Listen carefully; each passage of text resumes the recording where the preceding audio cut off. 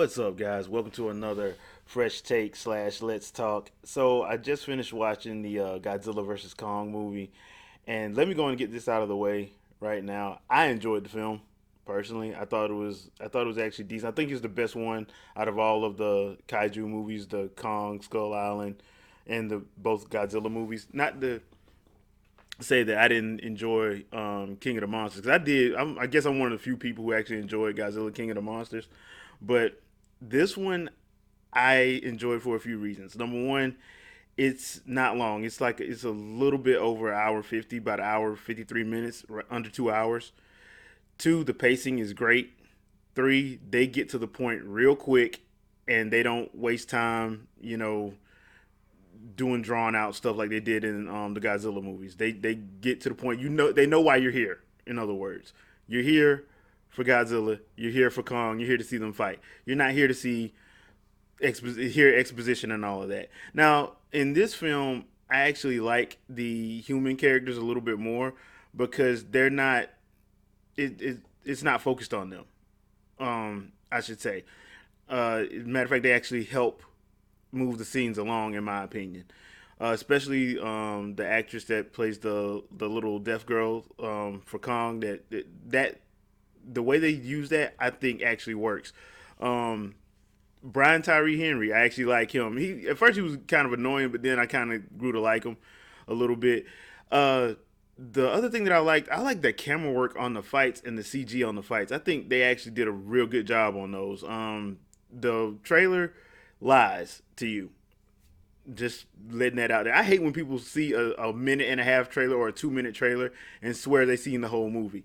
This is one of those movies. Nah, that trailer lied to you. Once you actually watch the movie, it really does lie to you. If you did watch Godzilla King of the Monsters, you do need to pay attention to the end because that actually ties in directly into this movie. And it's kind of like a take on the 91 Godzilla Kong film.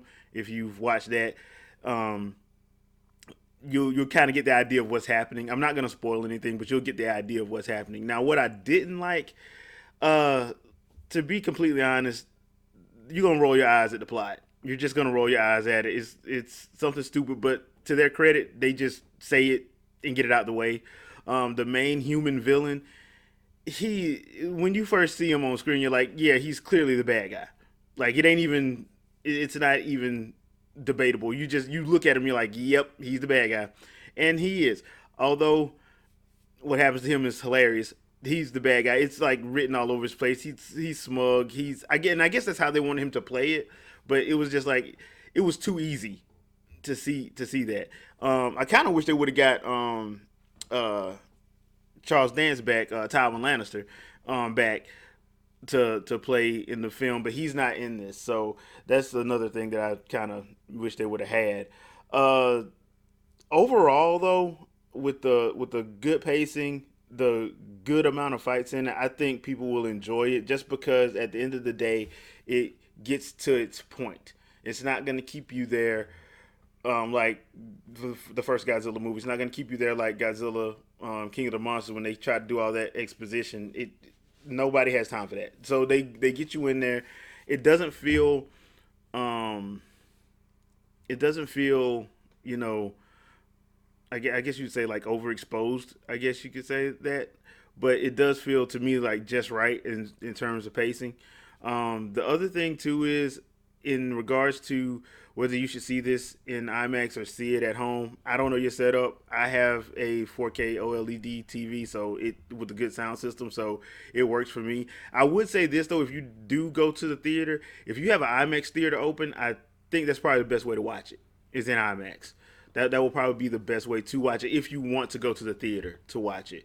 If you don't, if you're not near an IMAX theater and you have a good TV with a good sound system like 65 and up, 65 inch and up, and a good sound system, I don't know why you would go to the theater to see this because it's pretty much the picture is clear, especially on the 4K TV, on the OLED TV. The picture is clear.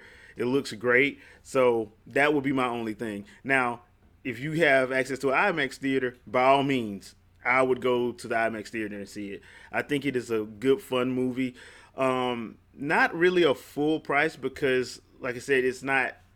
it's it's a movie that you know what you're going there to see. You're going there to see the prize fight, the MMA fight. You're going to see the boxing match of the millennium. You know, so Don King and Dana White would probably love to have promoted this, but that's what you're going to see.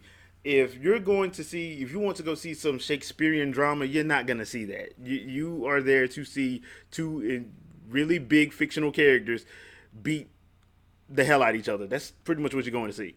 And I, for one, was here for it. So if I was rating it, I would give it a matinee, just because I know what it is, and it's not one of those films that I'm gonna be like, oh, this has to be seen in a theater. Nah, not really. It don't have to be seen in a theater if you got a good TV setup. And most TVs now, if you buy a new TV now, they're pretty much 4K for the most part. Like everything that's coming out now is 4K OLED anyway.